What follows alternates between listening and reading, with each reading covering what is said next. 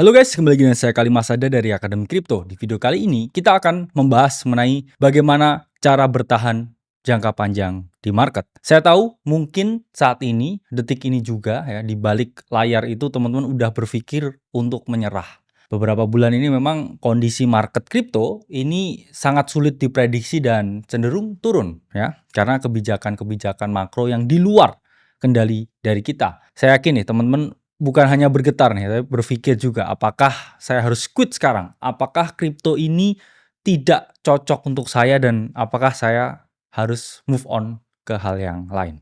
Di sini saya mau menjelaskan ke teman-teman, kalau teman-teman ini punya mindset yang mudah menyerah seperti itu, jangankan di kripto, di hal lain pun, yang mana kalau kita ngomong secara statistik, probabilistik, keberhasilan orang ya yang menjadi trader itu hanya 3% ya dari 100%.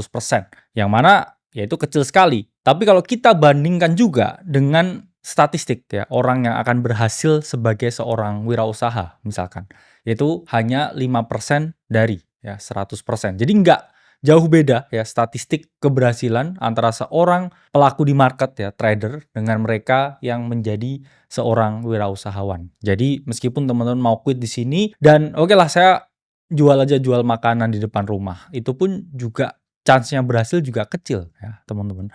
Tapi mereka yang berhasil ya entah itu dari market atau entah itu dari entrepreneur, mereka ini akan memetik hasilnya di kemudian hari. Jadi teman-teman harus memahami ya, sebelum benar-benar 100% menyerah, itu saya lihat ada yang salah dengan approach yang teman-teman lakukan, metode yang teman-teman miliki, dan juga pendekatan mindset yang ada di benak teman-teman. Saya pun juga sama ya, saya pun dulu memulai di kripto ini dari nol juga, bahkan dari modal yang tidak saya miliki. Tapi kalau karena keadaan market yang dikit-dikit merah, waktu itu saya nyerah, ya mungkin ya, saya tidak ada di titik yang sekarang. Saya ini menjadi orang yang dibilang ya orang lain, bukan saya sendiri yang bilang hebat. Mungkin pada saat itu ketika market ini dikit-dikit merah terus tiba-tiba saya keluar, saya tidak akan mungkin berada di titik saya sekarang. Jadi saya berada di titik saya sekarang bukan karena saya seorang yang hebat, tapi karena saya seorang yang tidak pernah menyerah. Jadi ada apapun ya, kesulitan, ada apapun tantangan, ada apapun rintangan yang saya hadapi sepanjang waktu, saya ini memutuskan untuk tidak berhenti, tapi saya pelajari. Sehingga saya pun tidak pernah mengalami 1 tahun, yaitu portofolio merah. Ya, alhamdulillahnya selalu positif dan selalu compounding. Lalu apa strategi jangka panjang yang saya miliki untuk bertahan di market yang sangat sulit ini? Pertama adalah memiliki mindset jangka panjang. Kalau teman-teman hanya ke sini untuk jangka pendek aja ya, pengen dapat uang buat beli kopi, ya pengen dapat uang buat mudik, buat pulang kampung, ya mending teman-teman cari market yang lain. Karena rugi masuk kripto kalau kamu hanya memiliki mindset jangka pendek. Saya yakin banyak sekali instrumen-instrumen keuangan yang lain yang bisa teman-teman gunakan ya untuk mencari uang ya secara short term. Tapi mereka yang udah tahu ya apa itu kripto, apa itu teknologi blockchain, mereka ini in it for long term. Artinya mereka di sini ingin berinvestasi untuk jangka panjang. Kita tahu bahwa teknologi blockchain itu merupakan teknologi yang bisa ya merubah kehidupan manusia bukan hanya sekarang tapi sampai ke depannya ya.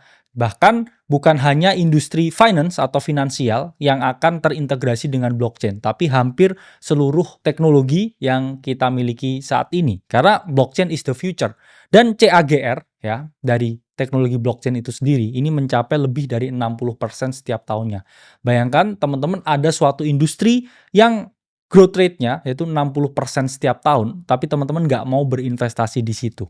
Yaitu nonsense ya. Jadi kalau teman-teman punya mindset jangka panjang, teman-teman nggak akan tersek out dengan penurunan harga yang sedikit aja. Kalau teman-teman punya mindset bahwa industri blockchain-nya ini aja ya CAGR-nya 60-an% setiap tahunnya. Ngapain teman-teman tidak berinvestasi ke sesuatu yang memang akan terus meningkat sampai tahun 2030 karena blockchain itu adalah masa depan ya, blockchain is the future dan kita berada ya di dalam tahap sebelum parabolic race dari semua ya aset cryptocurrency dan juga blockchain. Dan kita juga tahu ya Amerika sudah mengesahkan ya strategic reserve meskipun belum ada tindak lanjutnya ya, tapi itu mereka udah talk stempelnya dan itu akan creates a lot of FOMO, membuat banyak negara-negara lainnya juga mengikuti ya langkah negara yang lebih adikuasa, yaitu adalah Amerika. Jadi kita ini ada di pre-race ya antara berbagai negara-negara ini yang mungkin ya akan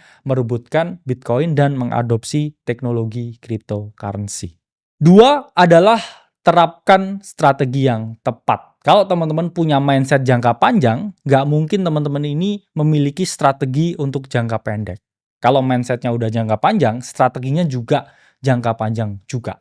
Itulah mengapa kita di fund kita pribadi dan suatu strategi yang saya yakini dari dulu kita menerapkan adalah strategi long only atau long only strategi. Di mana kita tidak mengikuti strategi yang lain seperti market neutral, di mana ada kemungkinan ya kalau kita menerapkan market neutral, kita short the market ketika market ini ada potensi turun. Tapi kita lihat statistik probabilistiknya. Hampir semua ya fund yang menerapkan market neutral strategi itu ada chance di mana mereka salah analisa dan mereka kehilangan fund mereka. Dan kita melihat yang selalu selamat di market yaitu Warren Buffett. Beliau ini selalu menerapkan prinsip long only strategi.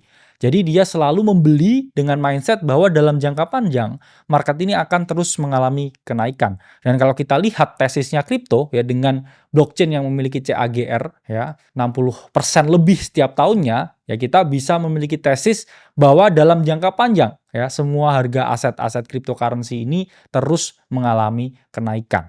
Itulah mengapa ya fund besar aja yang memiliki strategi market neutral ini memiliki chance untuk terbakar, salah analisa. Ya, mereka short the market, tiba-tiba boom, naik bull market.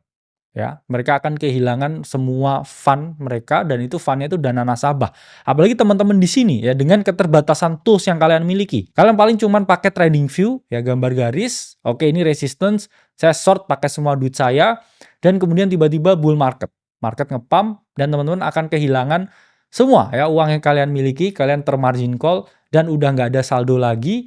Padahal kalau itu teman-teman hanya belikan di spot market, apalagi beli Bitcoin ya secara bertahap ya mengikuti misalkan approach seperti borong Bitcoin, ini chance survivalnya jauh lebih tinggi. Barangnya ini masih ada di dompet kalian. Tapi kalau memang kalian di sini udah kehilangan barangnya ya, terus lihat saldonya udah kosong, apa yang bisa teman-teman lakuin? Jawabannya nggak ada. Ya, teman-teman udah kehilangan semua yang teman-teman lakuin. Dan mungkin kalian kutip ya misalkan, wah ini Michael Burry, jago nge-short dan lain sebagainya.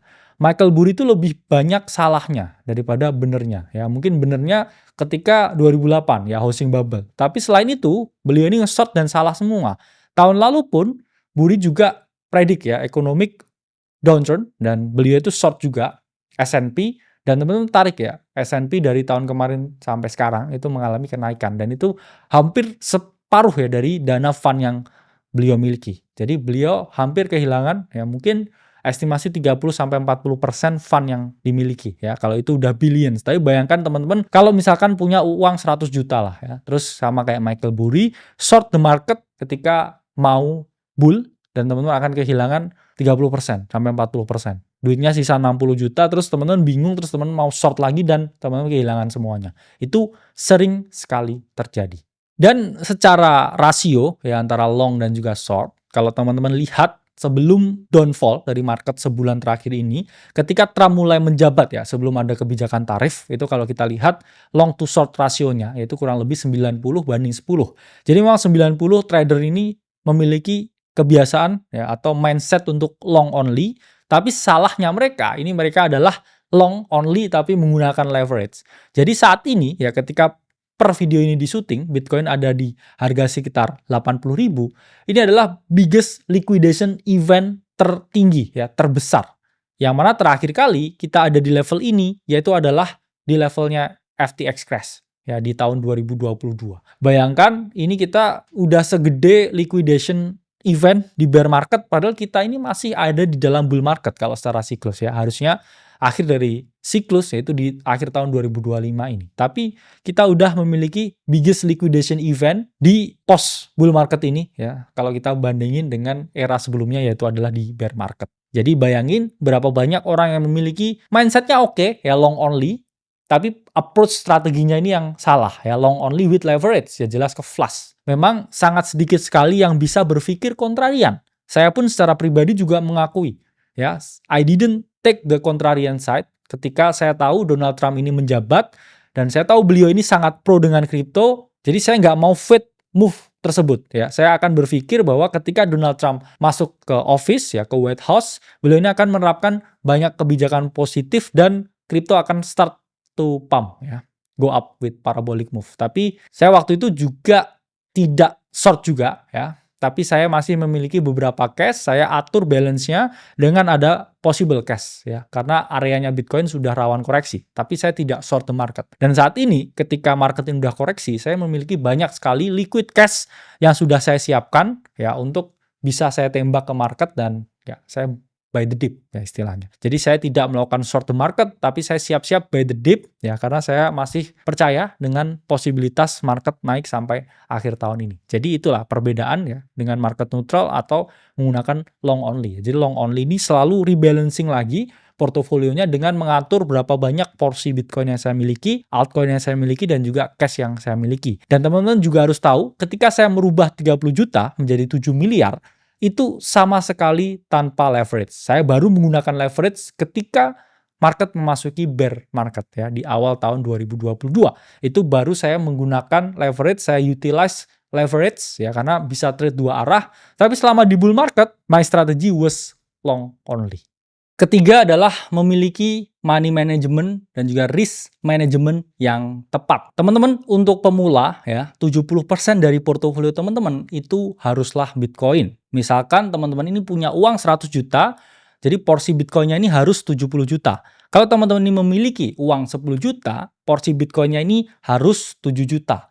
Itu pun masuknya harus bertahap. Ya, jadi teman-teman nggak bisa timing the market, misalkan ada potensi crash seperti ini, terus 70 jutanya udah masuk Bitcoin, ya pasti teman-teman udah mengalami drop 20%, yang mana udah minus 14-an juta portonya. Itulah mengapa saya selalu menerapkan untuk teman-teman multiple entry strategy. Jadi teman-teman kalau misalkan punya uang 70 juta, ini oke lah saya mau beli Bitcoin setiap minggu, ya, atau setiap bulan. Atau setiap Bitcoin ini ada di area-area tertentu yang menurut saya ya probabilitasnya ini bagus, murah, baru saya beli. Jadi jangan 70 juta ini pun juga masuk dalam satu kali entry. Karena ketika teman-teman masuk Bitcoin di satu kali entry, ya ini teman-teman nggak memiliki yang namanya average price yang bagus. Jadi average price teman-teman ini agak tinggi. Oke, terus ketika harganya turun seperti ini, ya teman-teman akan mengalami yang namanya unrealized loss atau kerugian yang belum terrealisasi. Jadi unrealized loss itu tidak sama dengan realized loss. Kalau realized loss itu adalah kerugian yang udah teman-teman realisasikan. Biasanya mereka ini yang trader ya yang kena margin call, ini mereka realized loss beneran, duitnya hilang beneran. Tapi selama teman-teman masih unrealized loss, ini adalah sesuatu yang sifatnya masih floating. Nanti pun bisa kembali lagi. Tapi kita secara psikologis, kalau lihat market turun, dan entry kita tinggi, dan kita tidak punya cash balance buat buy the dip ya, atau nembak market lagi, kita akan secara psikologis ini rusak ya. Secara psikologis ini tidak percaya diri. Wah, saya salah nih. Pertama ya, udah merasa salah. Kedua, nggak punya cash lagi buat membeli di bawah untuk averaging lagi harga yang lebih bagus. Yang ada teman-teman akan semakin menyesali ya. Menyesali ke belakang pun tidak merubah apapun juga. Jadi itulah mengapa penting untuk menerapkan yang namanya average entry ya, multiple entry strategi. Dan untuk altcoin, saya menyarankan teman-teman maksimal 2% dari total capital yang teman-teman miliki. 1% aja udah bagus. Itu pun juga harus menggunakan yang namanya multiple entry strategi juga. Misalkan nih, teman-teman punya uang 100 juta, ya maksimal masuk altcoin ini 1 sampai 2 juta. Misalkan oke, ini ada project yang sangat bagus ya, misalkan Bera Chain. Saya mau masuk di Bera Chain hanya ya 1 juta, 2 juta. Karena kalau lebih dari itu ya teman-teman, ini ada chance altcoin ini drawdown-nya lebih parah daripada Bitcoin. Sekarang pun Bitcoin seminggu hanya drop 20% ya. Ketika momen ya koreksi hebat ini terjadi, altcoin itu dropnya bisa sampai 90%. Dan ingat teman-teman, kalau altcoin udah drop 90%, ini untuk kembali ya ke harga awalnya, ini harus naik lebih dari 9 kali lipat. Ya, lebih dari 900% setelah drop 90%. Gimana kalau teman-teman pakai semua uangnya 100 juta masuk di satu altcoin, yang ada teman-teman drop ya. Seperti saat ini, teman-teman harus naik 9 kali lipat dari portonya untuk break even point atau untuk kembali ke harga entry. Itulah mengapa ya teman-teman sangat penting untuk menerapkan yang namanya money management dan juga risk management yang baik dan benar. Keempat adalah punya mindset yang realistis. Pertama, hilangkan khayalan, hilangkan fantasi teman-teman. Kalau teman-teman ini bisa living for trading ya, atau fokus kripto aja, keluar kuliah ya, duit kuliahnya dipakai kripto, atau keluar kerjaan, duit tabungannya kemudian dipakai kripto. Itu adalah mindset yang salah. Teman-teman nggak memiliki fund seperti ini, yang mana ya memiliki dana yang udah cukup gede ya untuk hanya living from trading ya, atau trading for living ya, dengan segala kapasitas finansial yang kita miliki.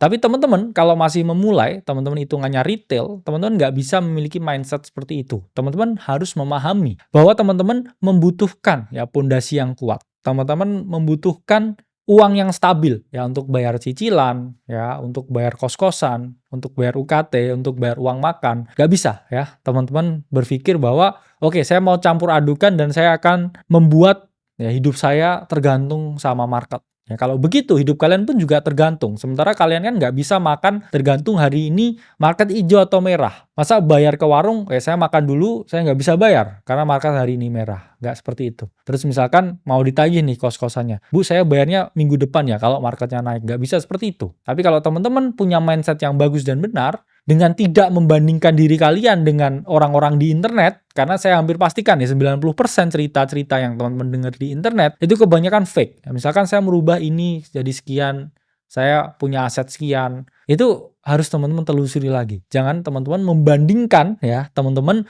dengan orang lain yang ceritanya fiktif. Bandingkan teman-teman dengan teman-teman yang kemarin. Progresnya ini harus teman-teman catat ya. Progres demi progres yang teman-teman miliki supaya teman-teman bisa berubah menjadi lebih baik lagi dan lebih baik lagi. Saya Khalid Masada dari Akademi Kripto. Sampai berjumpa di video selanjutnya.